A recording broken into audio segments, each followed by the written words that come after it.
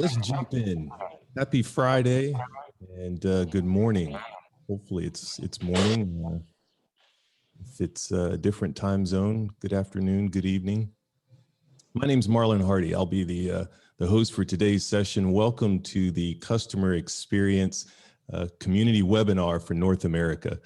It's been so awesome to see this group grow over just a few months now. But it's really a forum for those that are new to practicing experience management, those that have been practicing it for quite some time, and all of us are practicing to get better. So welcome to the family. This morning, we're going to have a great fireside chat with two experts in the industry that we know will address a topic that's top of mind to each one of us, and you'll get an opportunity to ask questions, and we encourage dialogue, keep it interactive towards the end. But before we do that, I'd like to introduce Mark Hamill, CEO and co-founder of Arquette Global, to give us just a quick welcome this morning and talk to us about the awards. Mark? Thanks very much, Marlon, and thank you everybody for coming along today. As you said, some really familiar faces, so thanks for coming back and good to see you again. So I just want to give a very brief intro to the awards for those of you that aren't familiar. This is part of our Customer Centricity World Series. The entry deadline is today, so anyone that has been interested or is interested in participating, all that we would need today is just simply registration for the categories, and then you would have until February the 4th to submit any documentation. Finalists will be announced on February the 18th, and the event it's going to be a virtual event, like we had last year with our two events on May 18th and 19th. Just to run through very, very briefly some of the companies. Your logo may or may not be here. If you might recognize some as well. So, but yeah, have a look. And we've had a fantastic outcome so far in terms of countries represented, 36 countries represented from entrants, and a handful more in terms of judges that are participating. And finally, the awards are supported by University of Chester Business School, and we're the only awards that are certified by the Customer Institute. So enjoy the session today, and I'll hand you back to Marlon to introduce Diane and Greg. Great, thanks so much. Appreciate that very much, Mark. Yes, and once again, just welcome to everyone. Sit back, enjoy the dialogue. We've got two special guests that most of us here know: Diane Magers, CEO of Experience Catalyst, and Greg Tucker, an expert in the industry, both panelists on the CXPA, both CCXPs, and they're going to address a very important topic for us today: connecting the dots. Connecting the dots to what? Well, sit back, listen to the dialogue, and take notes, because at the end, again, we encourage dialogue and questions. You'll have an opportunity to interact. So Diane and Greg, I'll turn it over to you.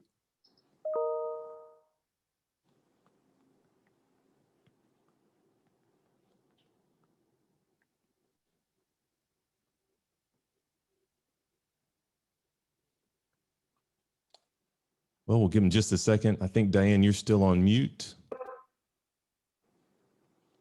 There we go. Yep, that was it. There we go. All right. Hey, well, welcome everybody. We want this to be a great conversation. So Greg and I are just going to share a few concepts that we think will kind of stimulate some thinking around a favorite topic of ours, which is driving value. One of the biggest challenges as professionals we know in this space is really trying to tell that business value story. And part of what we want to talk through today with you and have a conversation is what are the things that we're challenged with, what are some of the approaches you can take, and really begin to dig into this topic that's become really critical for the continued thriving of our profession. So the first thing we're gonna just share with you is we wanna begin to help with a topic that we call, obviously, creating value. But when we think about value creation, we tend to think of it only from our brand perspective, which is on the right-hand side. We think about, what are customers doing? What's our cost to serve them? How much did they spend? How productive are we? And what we're going to introduce is the ability for you to gain value as a brand is dependent on the value you're creating for customers. Think about your own experiences. If a company is saving you time or saving you effort or making you more efficient, or your business or yourself more productive, that's value creation. And so the ability for us to begin to really balance these two things and understand what we do, the impact we're having, how that value creation comes back to us in spades, like going back and buying more from a brand, all of those things come into play. So we're going to talk a little bit about how to think through those two pieces as we have our conversation. But we also want to give you a little bit of a framework. One of the things that we've realized, you can go to the next slide, Richard.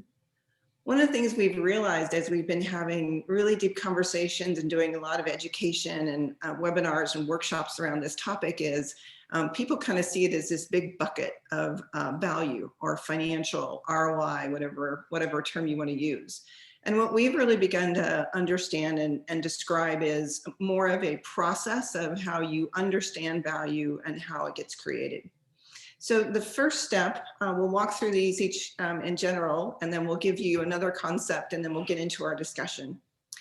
The first one is this value strategy. So when we set out to think about what we're trying to accomplish with changing experiences and really driving different behavior, it's all about understanding what are the goals of the organization, what are the goals that your customers have, and how those two things come together. And I don't mean a strategy of we need to be more profitable or have ROI for our CX program, but really what's the plan that you have in order to measure, manage, understand, and create that value. So it's having a plan. The second is, as we go through all of the design and experience mapping, many people do that as part of the way they explore, we really have to include where that value is being understood and created as we map out that journey. Literally putting a swim lane in your mapping and understanding when you design, what's the financial impact of this experience to the organization and what value you're creating for the customer. Including that will begin to help you identify where you're going to really gain value or lose value. And we can talk about that too. And then as you go through the design phase, so now we have a strategy, we've understood it, and we go through the design phase, this is where we begin to structure the value that we're going to create. If we're going to change an experience, what are the measures and metrics that we're going to change, and how do those tie to financial value? And then Greg's going to walk you through the rest of these steps so that you can understand the process and how we think about it. Thanks, Diane. Once the easy part is actually designing the new experience. It may seem daunting to get to that stage in many companies, but the hard part is actually making it work and extracting the value. So we call it experience creation, which is how do you mobilize and activate the experience that you want, and how do you actually start realizing those benefits? So experience creation is how do you go out and make the changes to your marketing messaging, to your products, to your service experience, to the employee experience that actually start creating that. So it's putting into action everything you designed. Not everything goes in at once. Some things have to go in first, second, and third. Most companies can't afford everything at one time. And then how do you measure benefits and how do you realize the value? Just because you make the changes doesn't mean that that the money's going to fall to the bottom line. There's some operational, financial, and organizational changes that need to be made to actually receive the benefits and track that. The value optimization is based on the customer experience delivery is a dynamic process. It's not a static process. You don't do it. It's bilateral. You do something and there's a reaction to it. How do you see the reaction to it? How do the competitors react to it? And how do you continue to optimize that, which moves directly, which informs and influences your value strategy one more time. So as Diane mentioned, it's a circle, and it kind of never ends. But a lot of companies, in our experience, get through the first couple of stages into the experience design, and then they lose a little bit of their control, and that's and once you see it all the way through, it can have some huge impact. On the next page, it sounds simple, but it's not easy. And one of the biggest challenges we wanted to introduce is the concept of correlation versus causation. And correlation is what a number of companies, such as Forrester or Gartner or Temkin Research back in the day, came out and said, hey, look, CX leaders grow faster than CX laggards, or you can improve your revenue growth by focusing on CX. And companies that have higher competencies have higher growth. Well, there's a million reasons why that's the case, but those are examples of correlation.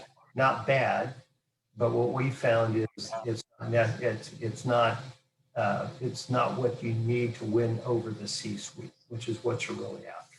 We're really going to be talking about causation, which is connecting the dots from a CX program, specific elements of that into key business metrics, revenue and cost drivers, and overall program ROI. And when you can make that linkage, then you've got the C-suite's attention.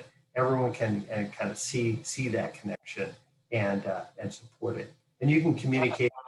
It's a more effective communication strategy. So the more we move to causation as opposed to just correlation, the more powerful CX and experience will be inside the organization. So that's the concept we want to introduce as well, because that's one of the barriers that we see probably the most common barrier we see out in the CX community. And I think this comes to life a little bit when you think about when you're reporting out, what maybe it's a project you've put in place to improve the experience. And oftentimes we have the CSAT and effort score and net promoter score, which is what the correlation is. And they nod their head, but it's not what they're looking for as far as what's the return on investment. If we're going to invest in this, what should I expect back? So when we think about causation, we like to think about measures, really those things we can count. Things that are, am I reducing the number of calls to the care center as a result of the digital experience failing? Am I getting more uptake and engagement with customers, meaning I'm moving them down the funnel quicker? What are those things that we can measure so that we can put some financial measures against that in addition to the correlation? So presenting these two things side by side from yes, we're increasing net promoter score, but we're also driving this revenue growth by accelerating our time to money, by reducing our cost to serve. So this is when Greg and I talk about this with organizations. There's a little bit of an aha moment of, I'm not telling the whole story behind the changes that I'm making, the projects I have in place, and what we're really doing to drive that different behavior and the financial results that the executives are after. So we'll put the circle back up, because you may, if you think about value creation now, you may be thinking, okay, I've got a couple of things that I do, but how do I do this particular piece better? What does this mean? So we wanted to do a little bit of a deep dive in each of these through our conversation, or really open it up to, what did you come hoping to learn, and get your questions that way. So Marlon, we'll open it up for discussion. Awesome. So you can either come off mute and ask your question directly, or if you'd like to post it in the chat, we'll be watching that and we can ask it for you. Who's got the first question?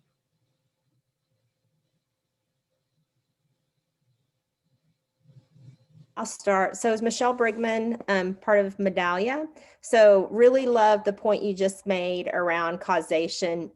I think about many years, right, as a practitioner, and I think we have focused so much on sharing, like you mentioned, the Forrester research, sharing these studies and expecting our C-suite executives to get excited, say yes, and it doesn't just happen that way.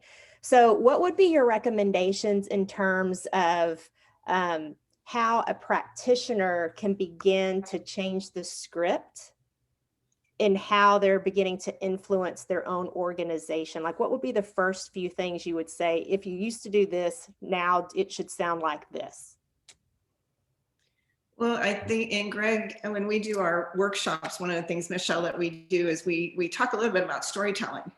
Because if you're just telling part of the story of, hey, we're going to go out and establish, customer experience is often seen as net promoter score or kind of that metric. And you're changing your story to be able to start to talk that, what Greg talked about, we affectionately named CX speak to C-suite speak, because we need to be able to tell the story about not only did we increase net promoter score, reduce the customer's effort, but we also were able to provide a digital service here where they were calling before and it was increasing our cost to serve. So really, literally telling the story differently and beginning to pair those two things together when you have conversations. The other piece is also going to each of the business units and helping to understand what they're trying to accomplish. So that conversation with the organization about what are you trying to accomplish in marketing or in operations, and looking for ways that your experience programs and your initiatives can address those also gives you that ability to go back and talk to the organization in a different way. So it's just like literally putting those two things side by side and talking about the metrics and the measures and financials together. Greg?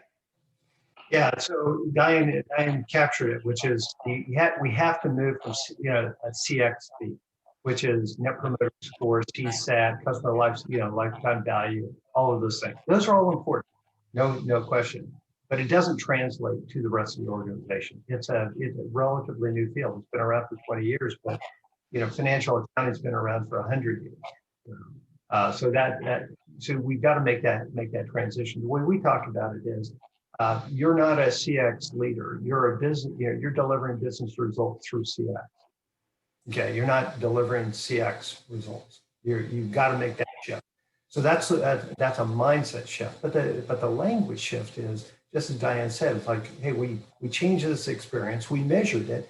We saw that the net promoter score of this activity went from plus 20 to plus 50. Okay, that's all good. That means that your idea worked. It doesn't mean I should invest in it that much more. If you turn that into, so we saw our benchmarks, so we saw our average revenue per customer go up by 50%. We saw that our retention improved by 30%, or our attrition reduced by 30%. We saw that our cost of acquisition went down by 40%. We saw our cost of servicing go down by 40%. Everybody gets those numbers. If you can make that transition, then you've got everybody's attention, especially at the C-suite, which is real. My belief is CX should be the #1 program for every company in every industry forever. Okay. Now we're not there, so I'll stipulate to that. But we're not going to get there until we actually. But CX deserves it. It's not that it should be there; is that it deserves it because of the financial benefits it can return. So that's our belief. Great question. Thank you, Michelle. Appreciate those answers, Diane and Greg.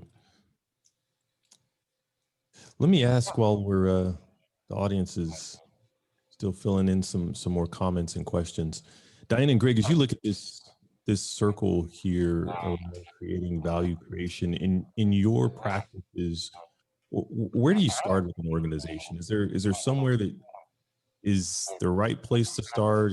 Is there a place that's comfortable for you to start? What would you recommend to the audience? So I'll take it. What we normally see, everyone kind of jumps in on customer journey mapping, and kind of natural into improving experience. So that's where we see most people starting.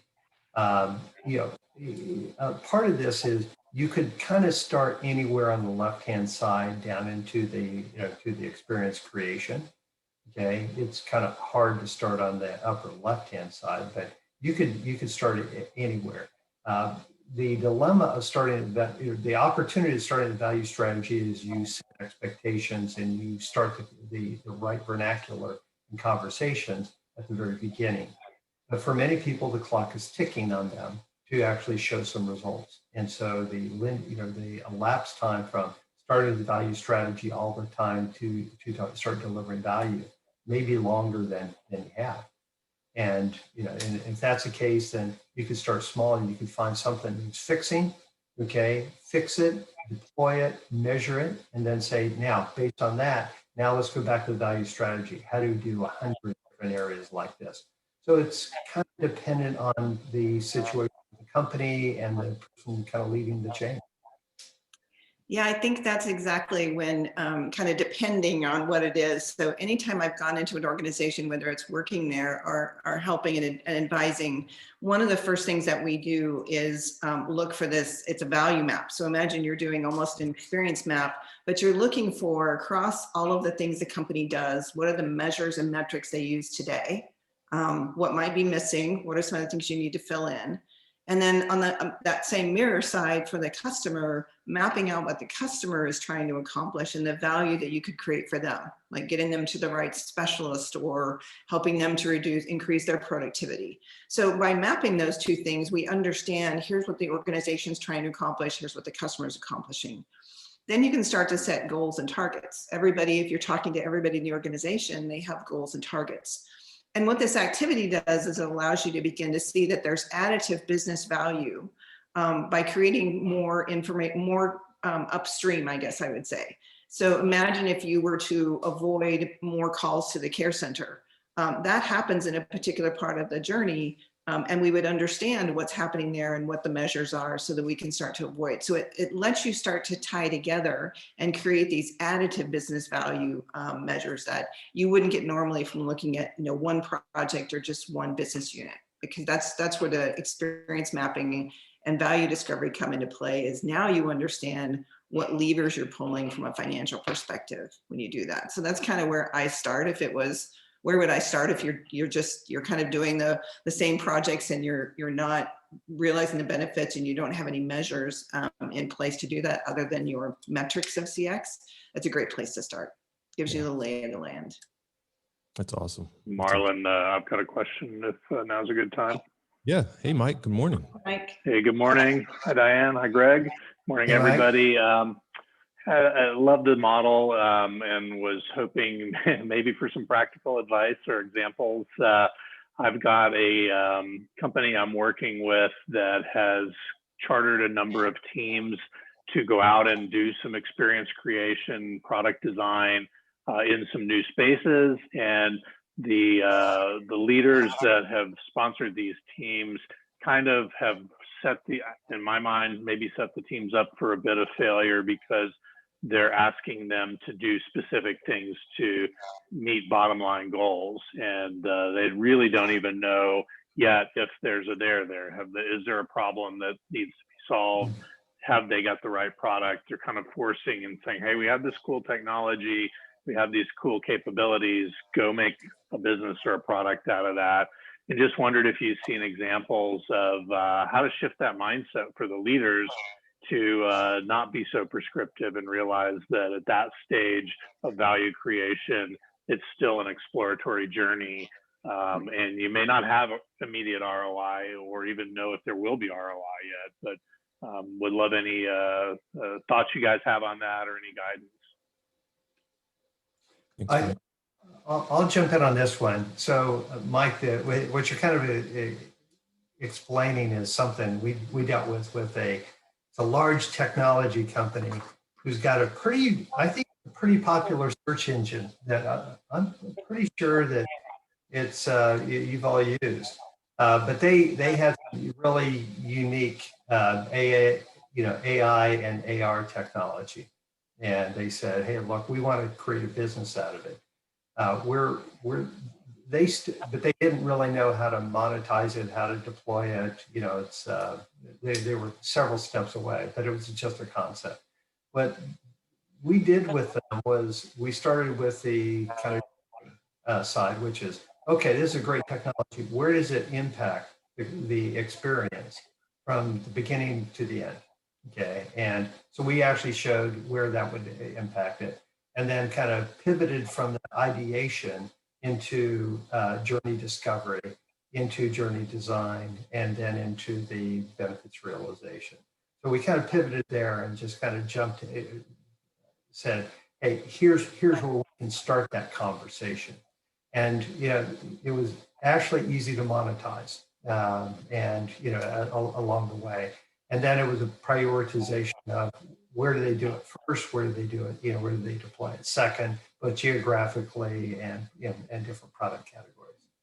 So that's one way of linking that and starting to build this type of systemic thinking into their overall approach. And now they use something similar to this for everything. So they've actually invested a lot more in journey discovery for testing out all their new concepts as they develop them. Great. Mike, Thanks, Greg. there's probably a couple of questions that I think about when we go to that. So oftentimes when I'm talking to the business units and asking them, what are you trying to accomplish and what are your goals? The connection for them to say, what you're asking is you're really wanting the customer to change their behavior.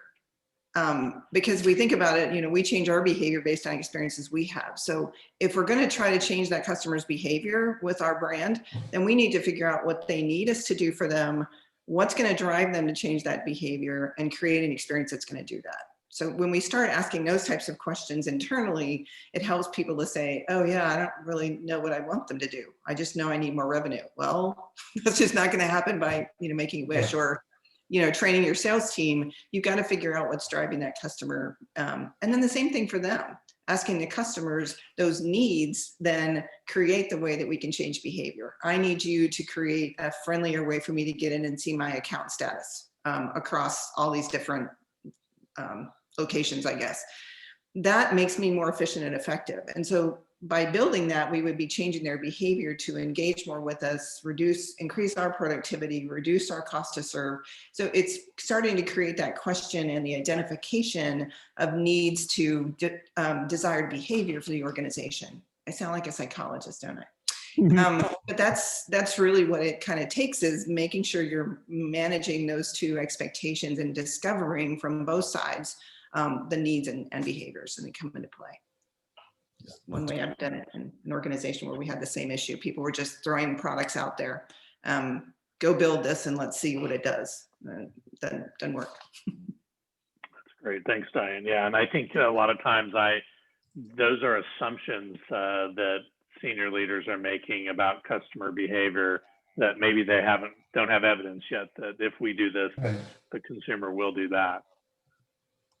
Well, Mike, I think on that topic is that I use some of those situations to kind of build alignment, education along the way. So an idea is, we've got this great idea. We're pretty sure that the organization doesn't have an aligned view of what the employees or the customers are going through. So using it to be able to, to share with everybody one more time what that journey looks like, okay? And what are the key points, and what, which areas must we win from a competitive standpoint, and which moments of truth, we don't have to win, which touch points are most important. Using that one more time to build that into their DNA is part of the changing management, management thinking. And so that I've used it just as an education process as well. And then I think you're winning on this one when a business leader calls you and says, I've got a problem, and maybe it's a revenue or expense problem or a profit problem, or I've got a fix. Could you help me with that? And that's when you're delivering value to the senior leaders. You're not pushing it; it's a demand pull as opposed to a supply for the capabilities. It's a great answer. Great answer. Well, so here's another question from the forum, kind of going back to what Diane said. How can causation be better to solve? Wait, let me start it over. Following on what Diane said about finding customer needs and addressing them, how can causation be better to solve this problem than correlation, would you say? Well, okay, I'll start that one, and Greg, you can weigh in. If I were to say, let's say you have a project that you're trying to build, I keep going back to this, but it's an easy example, that you're trying to build a digital interaction that's going to reduce the calls to your care center. So you're reducing cost to serve.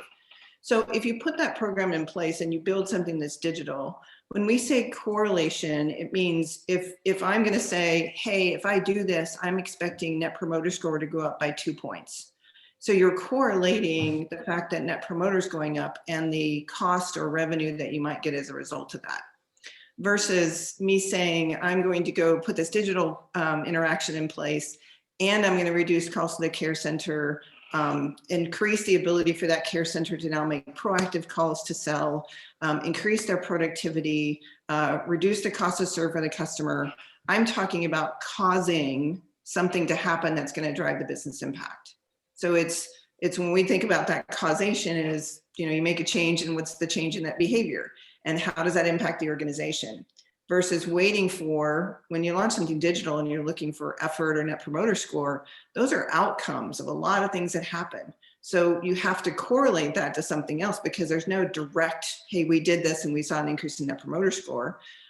Very rarely does that happen, or even effort score. There's so many things that go into that are more, that's why the correlation is important, because we don't really know exactly what caused it. We just know this is a perception outcome of what's going on with the brand or an interaction.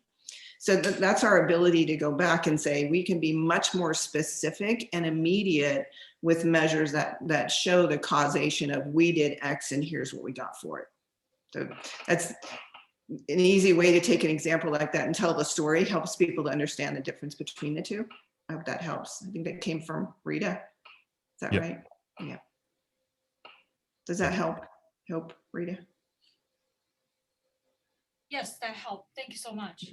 Oh, sure. Yeah, I think that also the causation, story, the test of whether or not you're creating that is in your audience. It's not just I have a story and I told it, and therefore if you don't get it, you must be stupid.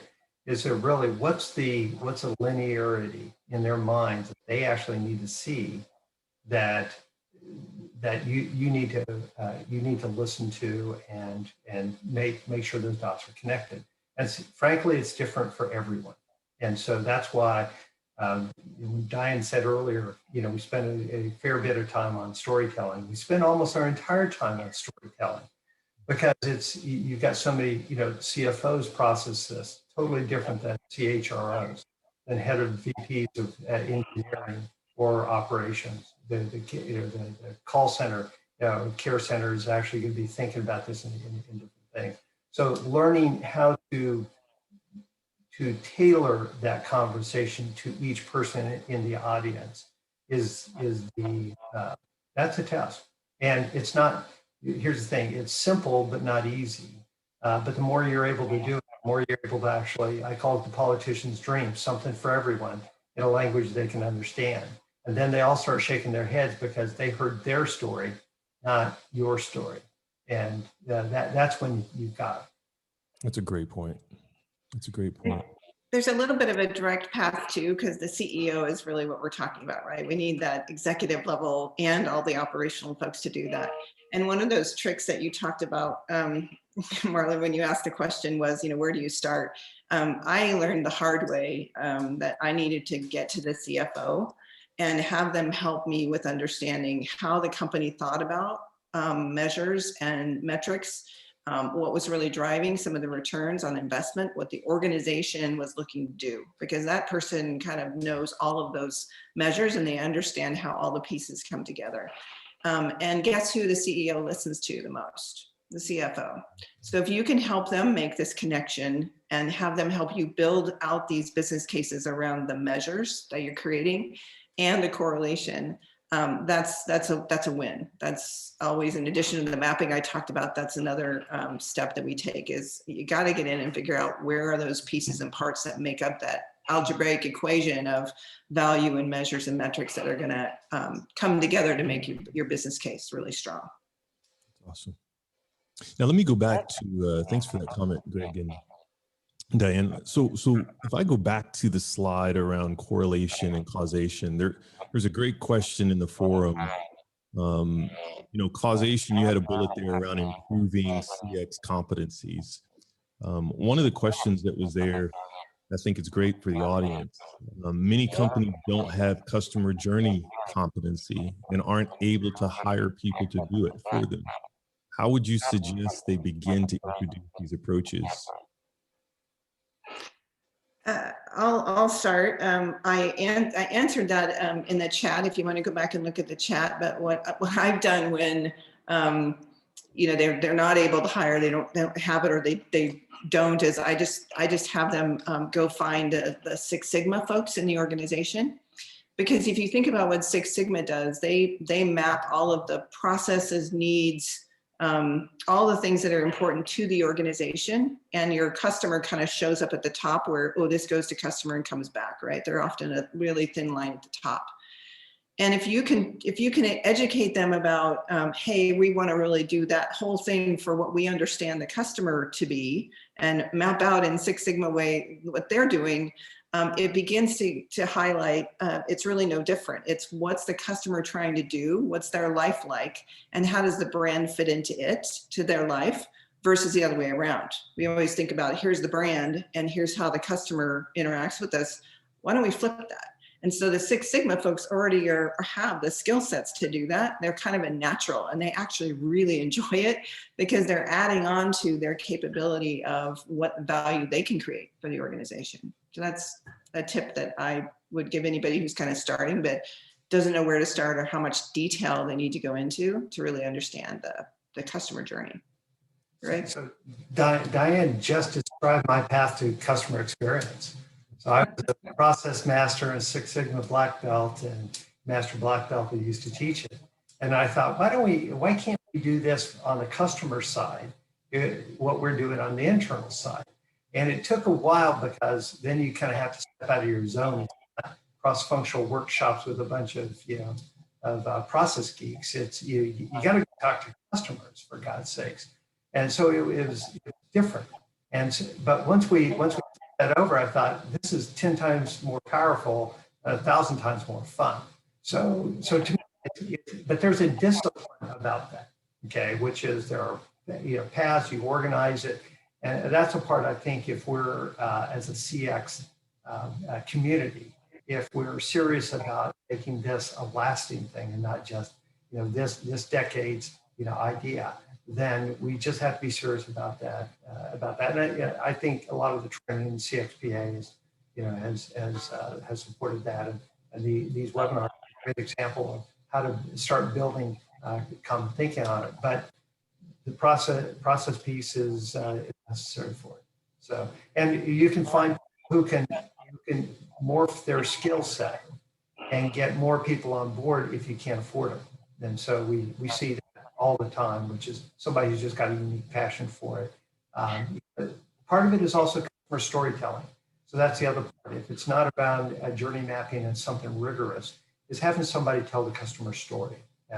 When I was at AAA and we did it, we always would start a meeting with the customer story. And we started adding the experience elements to those. And pretty soon it was fun. It was part of the culture. And after that, somebody said, could you connect all those stories together? Voila, that was the demand that we got. At the risk of being self-promoting, Diane and I teach a journey mapping class at Southern Methodist University in Dallas, but it's all global now, so anybody can enroll since it's online, and it's really affordable. So if your organization can't afford to hire somebody or to contract with somebody, that's one option, is to go get some training that's reasonable for the company. That's awesome. Thanks for bringing that up, Mike. One more thing, if you're thinking about dribbling the experience management dust in different places, if you look at the one place we talked about, this experience design and business case. So I'll give you an example of how we embedded it there as well. At AT&T, we had a lot of product teams who were just building products. We worked in the B2B space, and they were just building products and shoving them out the door. And one of the things that we began to teach them was design thinking. And it was a great thing that they adopted very quickly, and it was wonderful for them to learn.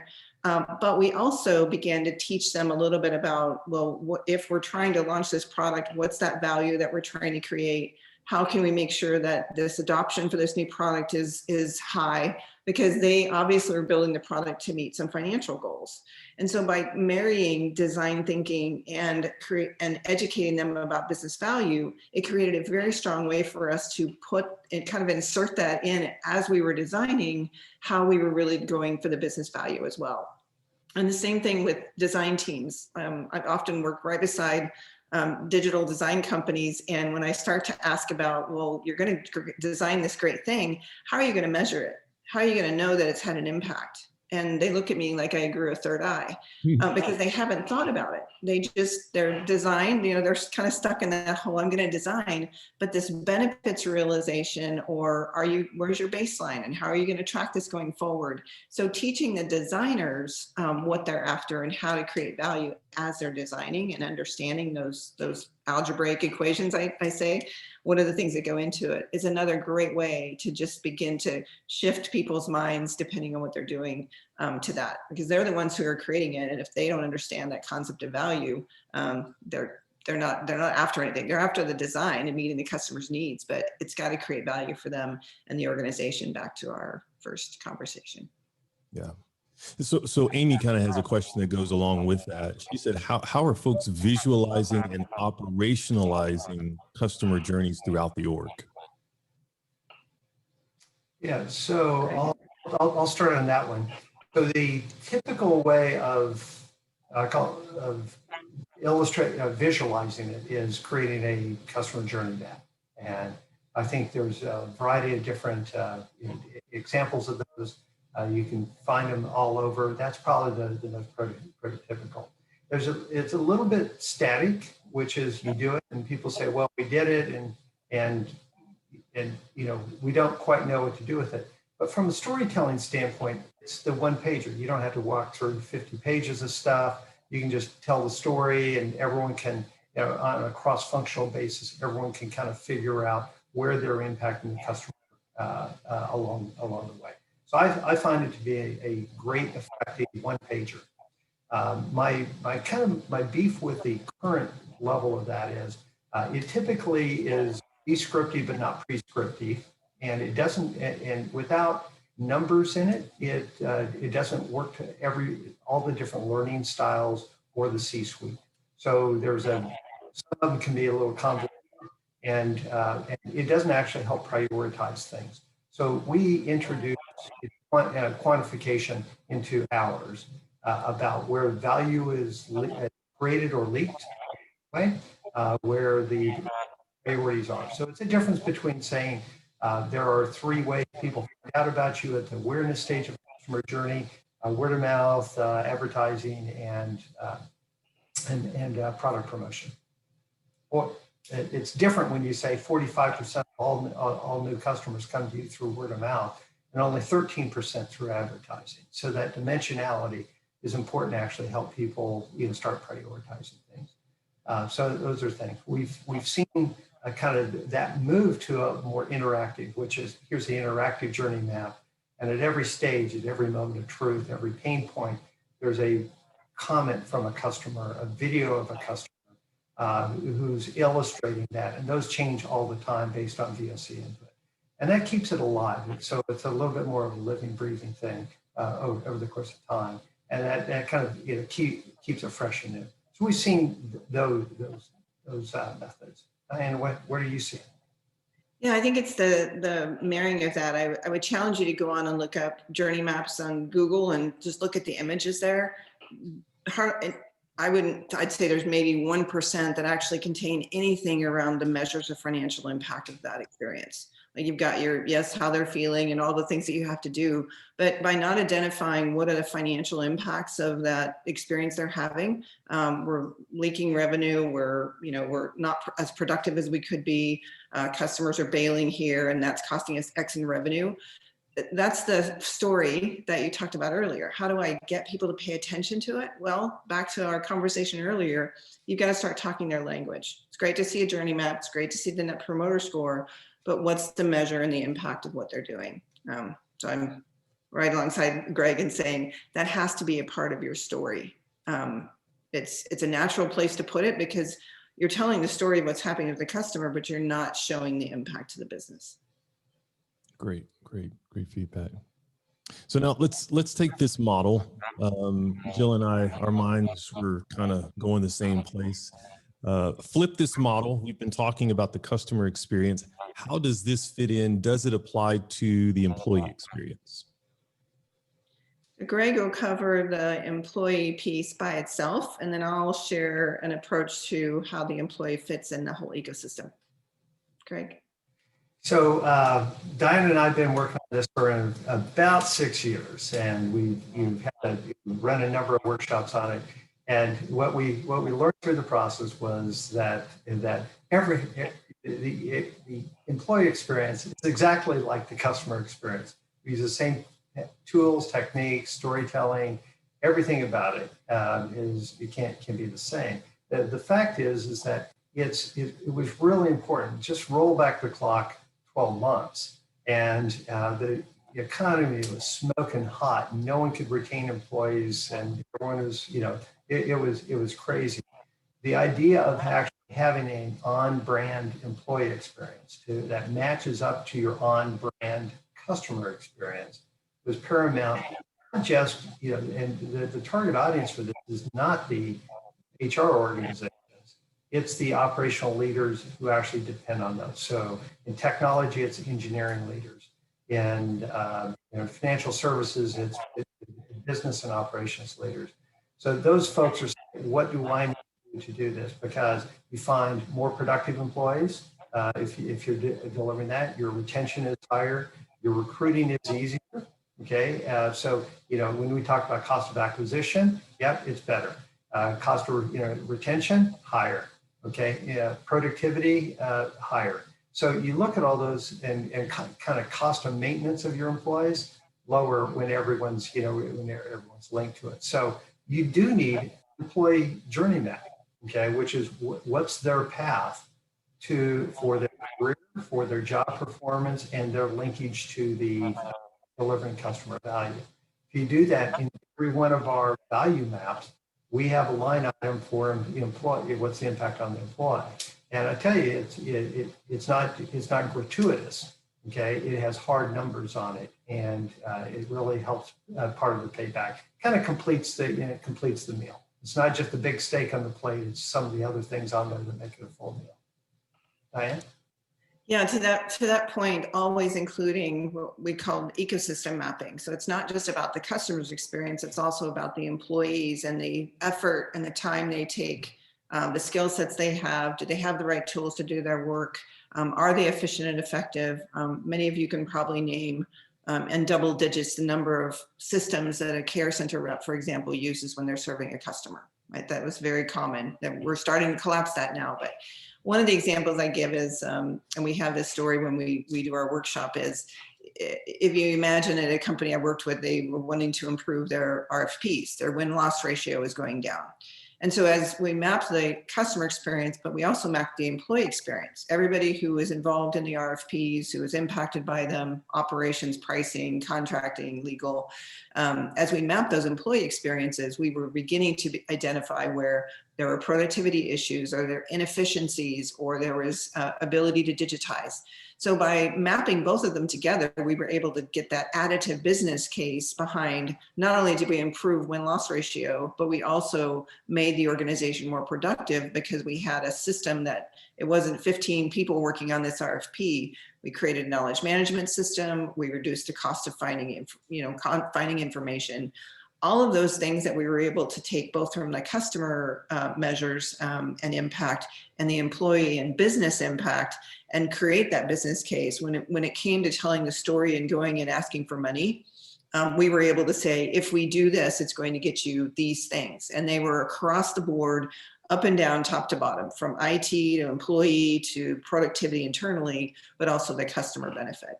So that's the power of that story, is being able to match those two things together to make your experience management business case even more powerful. Yeah, and one final note on that is, as you start moving from ideation into activation, over on kind of the left-hand side of this one, being able to sell the qualitative benefits to the employees and the employees' managers over in experience creation is important. So your adoption is going to go up, the amount of friction you're going to run into, the amount of chitter chatter that you're hearing about, well, I'm not sure about this, and flip it over into, well, those guys are really smart because they're just dealing with my pain point. Okay, yeah, they're delivering a 200% ROI project, but they're dealing with my pain points. So it's good. It tastes great and it's less filling at the same time. So, you know, it's necessary. It works great. You're not doing it. Yeah, I would say the one thing, it's at an earlier stage of maturity than customer experience. So you just got to, you know, we got to step into that one. We can't wait for that to come to us. We've got to step in because it's actually not hard.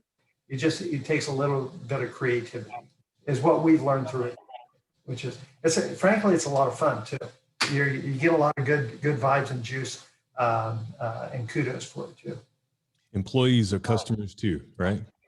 That's right. They are. They're pretty darn important. They're one of those big assets, the human capital, right? That's right. That's right. Exactly. Hey, Eric, I think you have our final question for the day. Yeah, sure. Happy to. Morning, everybody. So good to see everybody's faces. Hey, Diane. Eric. Hey, Greg. Eric. My question is, and I, you know, you guys know, I love this stuff. I love transforming the conversation. I'm curious for you all, how you see this conversation around value creation shifting, adapting in either nonprofit or non-competitive environments. I don't see any difference. Yeah. I don't see any difference. Go ahead, Greg. Yeah, so I run the nonprofit, the pro bono nonprofit stuff for Stanford, Stanford's B School, and we use a lot of the same concepts. We just did one for, you know, what's the student journey through things, and how do you actually make their experience better? And people really just jumped on it and said, "Wow, this is, you know, what are the impacts?" We linked it to all the right type of metrics. It's actually got enormous financial impact to states, to schools, to different things like that in education. So in many cases, it's like taking the same approach and same set of tools over into another area, turns it from a soft, well, we should do this just because it's good for kids, to it's good for kids, but it's good for the economy, it's good for the employers, it's good for the parents, it's good for the schools. I mean, it's good for everyone. So why not do it? I mean, you know, again, it's a politician's dream in a different place. But, you know, in nonprofits, they tell stories to try and gain, you know, commitment. And we're just strengthening that story with facts, figures, value, but it's still linked to, you know, something that's probably a lot more human and qualitative. But people need both of those because there's not enough nonprofit funding money to go around. So it works great out on the fundraising circuit as well. Yeah, and I want to add that probably you're adding that third part of the story to it, and always you should. And we didn't really bring it up here, but you know, the correlation, the metrics you have, the measures, but those measures also include those intangibles. Talk to your CFO about the line on the balance sheet called goodwill. There are lots of intangibles that eventually have, as we know, probably have some impact somewhere, but don't discount those, because I think the ability for us to say, you know, employees are happier when they come to work. There's a difference there, just in the culture and the way the organization works and how willing they are to volunteer and all those other things that come into play. Eventually, as you think about those things, you can cascade it down to some portion of value, but they have value in and of themselves. So don't be afraid to put those on. That's the goodwill on the balance sheet, as I say. It's really about the intangibles are sometimes just as important. And as we see, you know, we as consumers are shifting more to this purpose and value purchasing. That's going to be even more important. What do you stand for? How are you contributing to the improvement of all these huge issues we're facing today? That's important to me as a consumer. And I want to make sure, I don't care if I have to pay more, which I will, if it's a company that that reflects my values and my purpose. So consider that something that's actually coming higher in the forefront of what's important to consumers and what drives their behavior. Nonprofits too. So great. So great. Great insight, great discussion. Thank you to you all for being on this morning and the great interaction and questions. it's helpful to all of us no longer how long we've been practicing to talk about these things and benefit from them. So Greg and Diane, thank you so much for the discussion. And we look forward to our next webinar. It hasn't been scheduled yet, but the next webinar will be targeted for the end of February. So look for announcements and communication to come out for that to be scheduled. But before we close out, I'd like to hand over to Rich Kennedy, co-founder of Arquette Global, to give us a final announcement and close us out. Rich? Thanks, Marlon, and thank you all for joining us, and thank you very much to Greg and Diane for their inputs today, and thank you all for joining in as well. It's awesome to see the regular faces again and again on these sessions, so thank you for being part of the community.